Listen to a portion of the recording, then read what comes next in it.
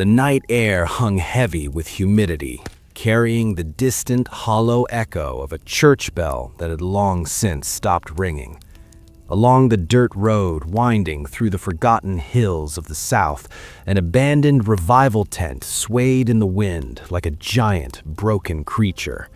Its canvas was mottled with stains of age, gray and yellow, the kind that made the skin crawl when sunlight barely caught its edges.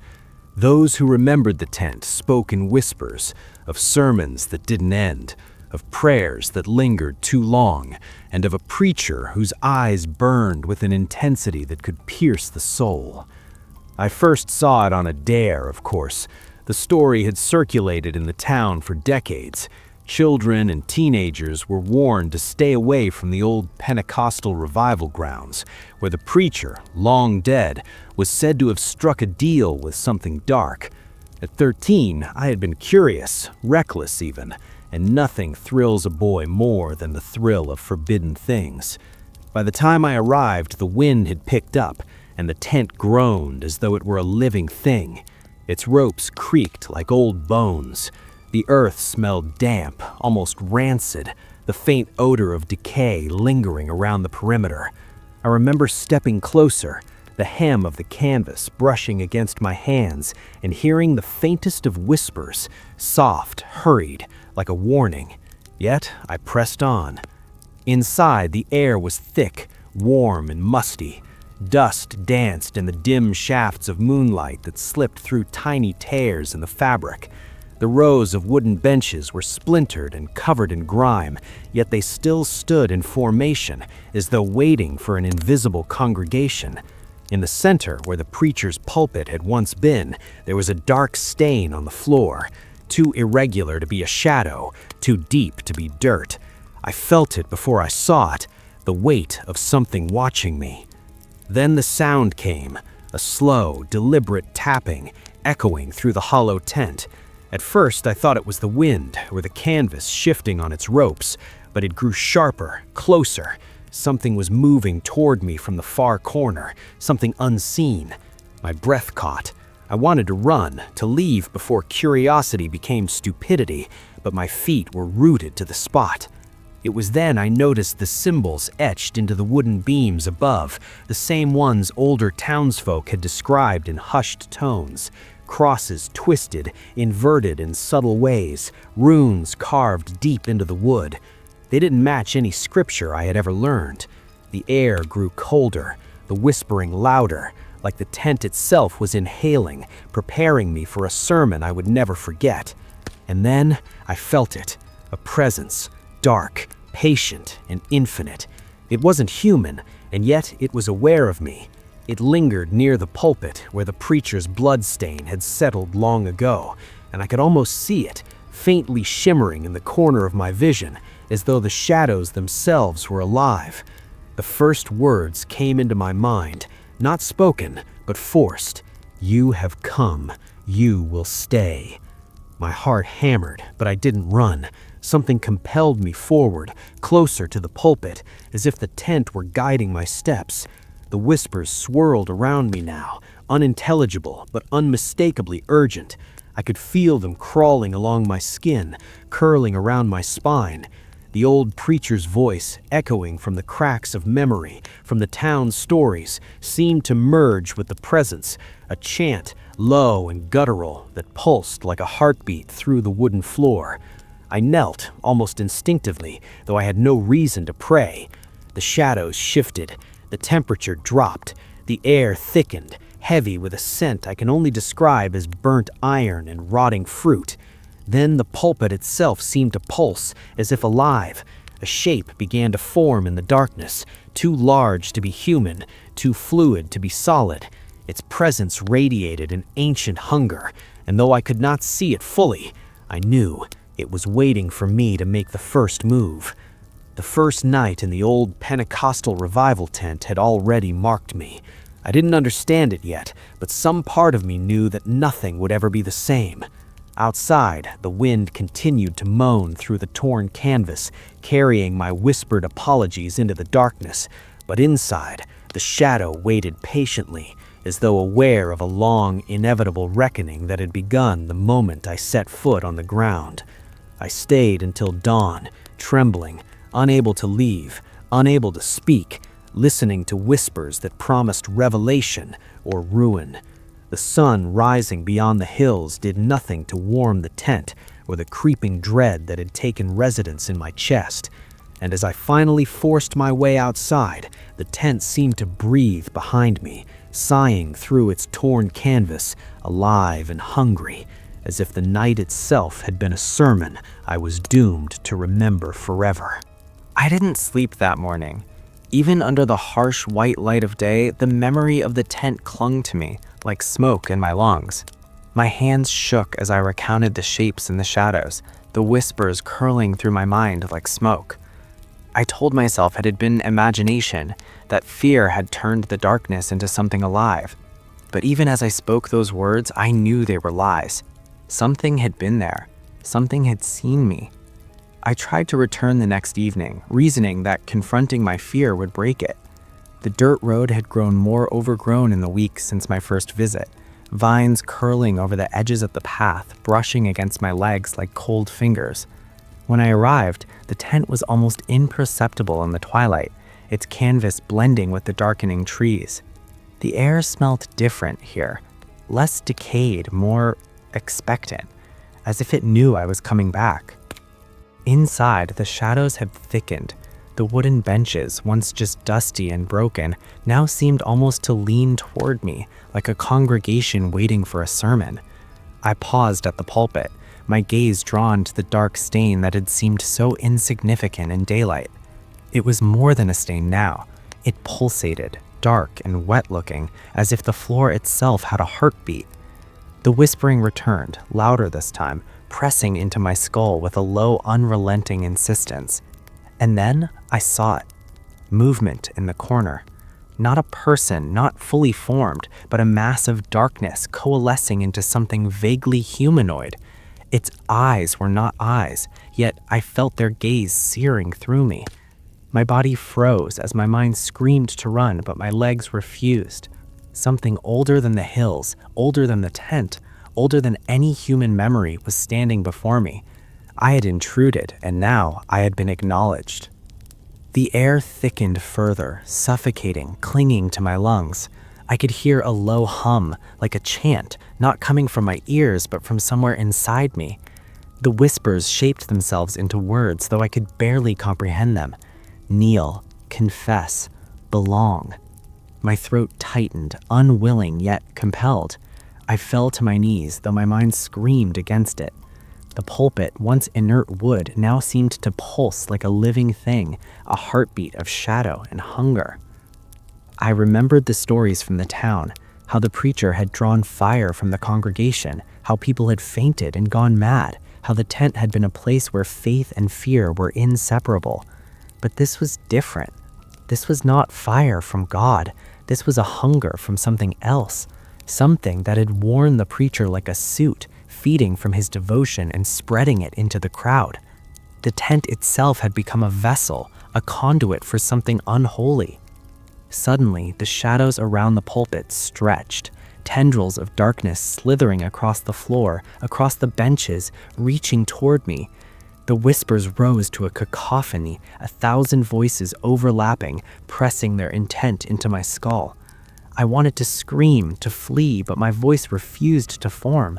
Every fiber of my being was rooted to the spot, helpless beneath the unseen gaze. And then, a voice emerged from the darkness, deeper and older than the whispers. Your soul hungers. Feed it. It was then that I understood. This presence did not merely observe, it demanded. It thrived on attention, on fear, on acknowledgement.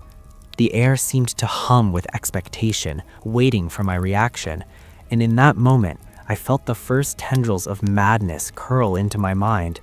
A memory I had never lived began to unfold inside my skull, a congregation writhing, faces pale and wide-eyed, mouths chanting the preacher's name, the pulpit slick with something darker than blood. I wanted to resist, but the vision gripped me. I stumbled backward, crashing into a bench. The shadows recoiled slightly, but not entirely. The whispers receded to a low murmur, like a predator watching prey that had temporarily escaped its grasp. I ran out of the tent without looking back, the wind lashing against my face, dirt and leaves clinging to my clothes.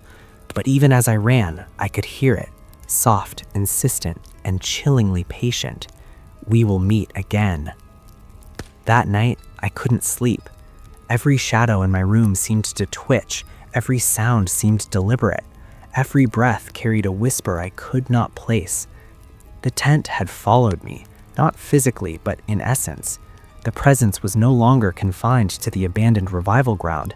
It had attached itself to me, like a parasite of fear and devotion. I realized then that what had happened in that tent was far from over. The demon, or whatever it was patient, cunning, and immortal. I was only 13, yet I felt the weight of centuries-old hunger pressing on my soul. And somewhere deep in my chest, I knew that the story of the old Pentecostal revival tent had not ended.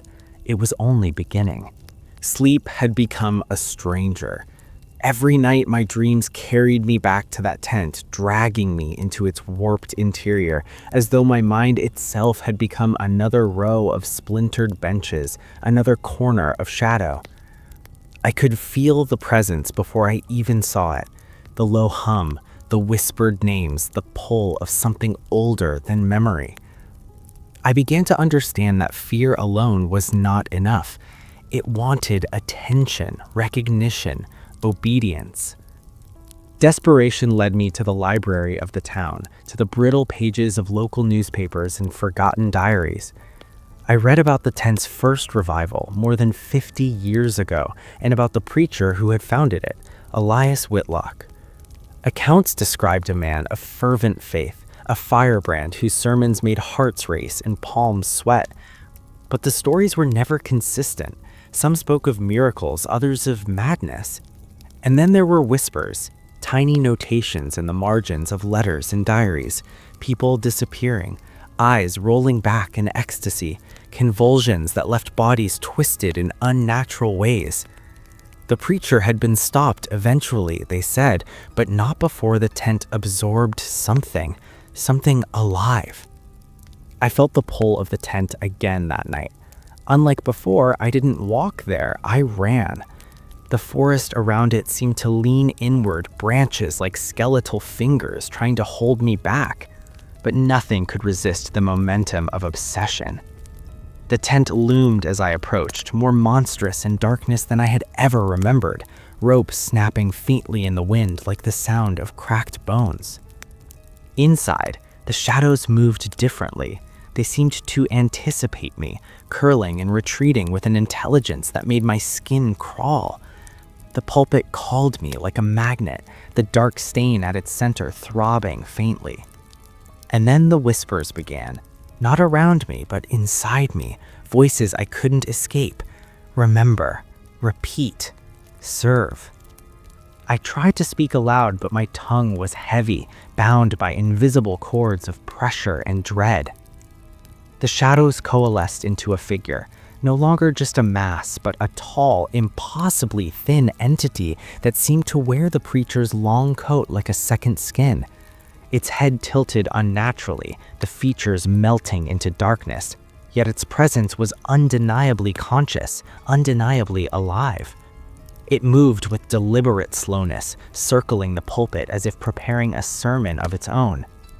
Something in me rebelled, a spark of reason demanding flight, but it was too late. The air shifted, thick with a metallic scent that made my stomach heave. The figure raised its hands, or what I assumed were hands, and the shadows around it mimicked the gesture, rising like smoke from the floor. I understood then that the tent itself was no longer just a structure, it was an extension of this entity. Every rope, every beam, every tear in the canvas pulsed with its will. I stumbled toward the exit, but the tent seemed endless. The entrance was not where it should have been. The rows of benches stretched infinitely, a labyrinth of wood and dust. Whispers wrapped around me, urging compliance, promising revelation, promising power, promising pain. And then, without warning, I was flung to the ground, the floor beneath me trembling like a beating heart. The figure leaned close, its presence a suffocating weight. Its voice was not heard, but felt, deep in my chest. You have seen, and you will see more. The truth is here, and it is hungry. It pressed, not physically, but with intent, and my mind opened as if the tent itself were reading my thoughts. Memories not my own surfaced, faces in ecstasy twisted in terror, voices crying for salvation that never came. And then I saw the preacher, Elias Whitlock, consumed by the presence, his devotion feeding it, his own shadow bending and twisting until it was unrecognizable. I realized with a shuddering clarity that the tent had always been a place of offerings. Faith, fear, blood, attention, everything fed the entity inside. And now it wanted me. Not just my attention, not just my fear, but something deeper, my participation, my acknowledgement, my obedience. I barely made it out that night. The shadows did not chase me, they merely watched, patient and unyielding, retreating into the corners of the tent only to whisper through my mind until the next encounter. My room felt like a cage when I returned, each shadow a possible sentinel of the tent's hunger. Sleep became a battleground of whispers, visions, and the relentless pulse of that unseen heart. It was clear then that my fascination had become a curse. The tent was not simply abandoned, it was a vessel, a memory, a predator, and it had already claimed me in ways I could not yet understand. The story of the old Pentecostal revival tent was no longer a local legend I could ignore. It had become my reality. By the fourth night, reality itself began to bend. Shadows in my room stretched too long, contorted unnaturally, whispering words I could not remember upon waking. I would see flashes of the tent in the corners of my vision, the splintered benches, the pulpit's dark stain, the endless rows that had no end. Even in the daylight, the memory of it pressed on my chest, like a weight I could not shake. I knew I was being drawn back. It was no longer a choice. The pull was subtle at first, a whisper on the wind, a fleeting glimpse of canvas at the edge of the forest, but it grew relentless. I tried to resist, tried to tell myself it was fear or imagination, yet every path I took, every thought I had, seemed guided toward that cursed place. The night I returned, the forest itself seemed complicit. Branches reached toward me, brushing my face and arms, snagging my clothes. The tent loomed larger than memory, a blackened maw swallowing the light. Inside, the air was thick and wet with anticipation. The whispers rose like a tide, crawling along my skin, curling around my limbs, embedding themselves in my mind. The pulpit called me again, pulsing in rhythm with my heartbeat. The shadow figure had changed. Its coat hung heavier, darker, and its movements were more deliberate, more confident. It circled the pulpit, folding the air around it into blackness. And then it spoke directly into my mind. "You cannot flee. You are mine." The words resonated through my very bones, leaving me gasping for breath, trembling. I tried to run, but the tent shifted. The rows and benches stretched endlessly, doors vanished, and the walls seemed to bend inward. The shadows thickened, forming faces, faces of those who had vanished, twisted in agony, mouths moving in silent screams. Each of them stared at me, their eyes accusing, pleading, warning. I understood then. The tent kept them here, preserved in darkness, feeding the entity, shaping devotion into terror. The presence pressed closer, not merely as a shadow, but as intent. The whispers turned to commands: kneel, confess, obey. Every fiber of my being wanted to resist, but the compulsion was overpowering. I fell to my knees, my head bowed, my hands pressed to the wooden floor. The air vibrated with a rhythm that felt almost like a heartbeat, and I realized it was not the tent's, nor mine. It belonged to the entity. In that moment, I glimpsed the preacher, Elias Whitlock, not as a man, but as a vessel. His devotion, his sermons, his congregation, all had fed the shadow. It had waited, growing stronger over decades, patient and cunning, until it had drawn me in. And now it was shaping me in the same way, feeding from my fear, my attention, my obsession. Time became meaningless. The walls shifted, the shadows swirled, the whispers pressed into every thought until the line between me and the entity blurred. It was inside me and I inside it. And yet, amid the terror, a sliver of understanding emerged. The tent, the preacher, the shadow, they were not bound to the physical world. They existed in the liminal space between belief and fear, thriving on devotion twisted into terror. When I finally stumbled out into the night, dawn had long since broken. My body was exhausted, trembling, but my mind was clearer. The demon had marked me, tethered me to its will, but it had also shown me the truth. It could be resisted, not with strength of body, but with clarity of thought.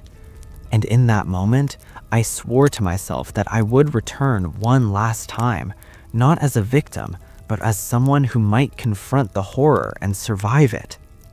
But even as I walked home, the whispers followed, faint but insistent, reminding me that the old Pentecostal revival tent was patient, eternal, and far from finished with me.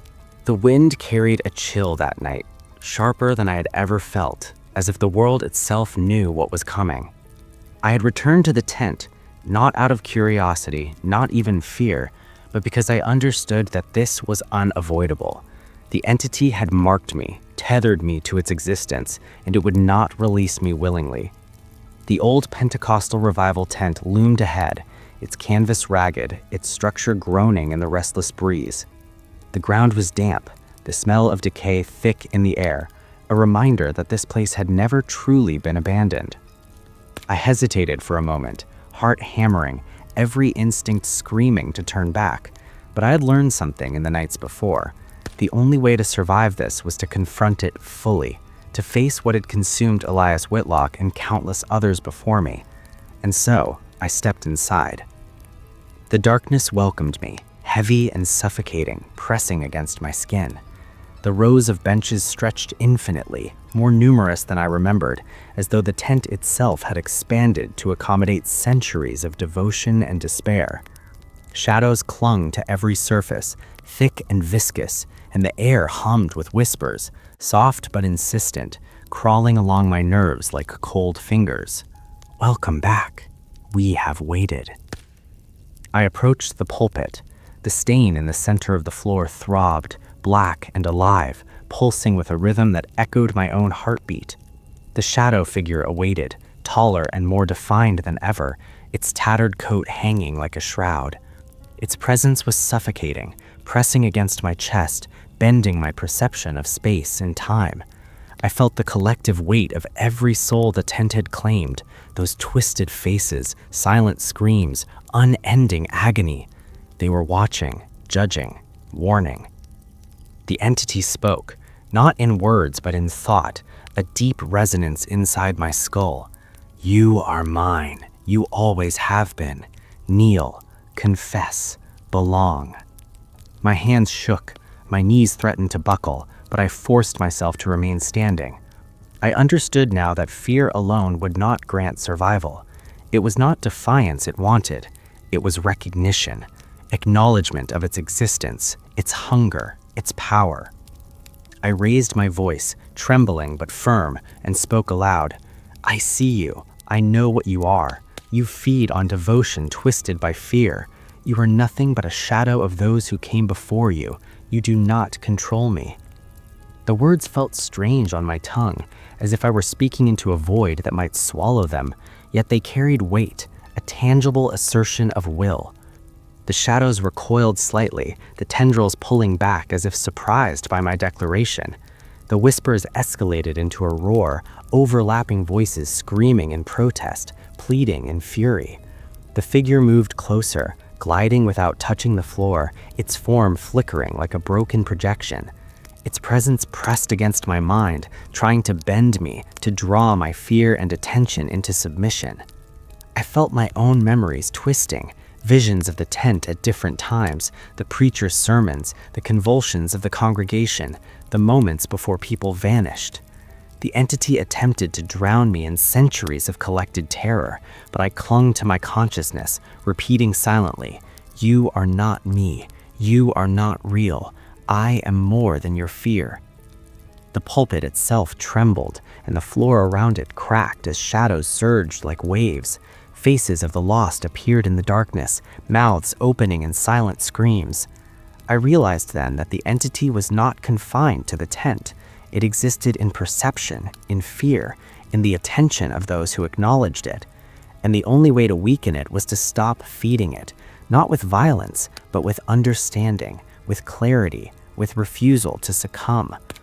I moved forward, stepping onto the pulpit itself. The entities shrieked, a soundless sound that rattled my chest.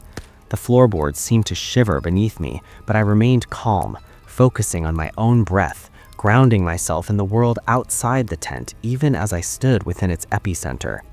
I spoke again. "I acknowledge you, but I refuse to give you more. You are a shadow of obsession, a parasite of fear. You exist only because others believed in you. I do not." The shadows twisted violently, the entity rising in full form, taller, darker, a swirling mass of intent and malice.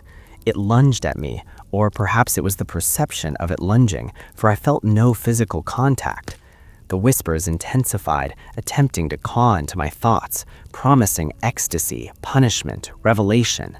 But I focused, anchoring myself in my own mind, in my own understanding, refusing to flee, refusing to kneel. And then, something changed. The air shifted. The black stain at the pulpit's center began to shrink, contracting inward as if compressed by an unseen hand. The shadows wavered, flickering at the edges, their faces contorting with confusion and anger. The figure's movement slowed, then stuttered, losing cohesion. I realized I had discovered its weakness. It thrived not on presence alone, but on unquestioned devotion and fear. My refusal to surrender stripped it of power. I pressed further, stepping down from the pulpit and into the center of the tent. "You are nothing without me. You are nothing without them, and I refuse to be your vessel." The darkness recoiled, tendrils snapping back like ropes under tension. The whispers became frantic, overlapping, desperate. And then, silence. Absolute, unnerving silence, as though the tent itself held its breath.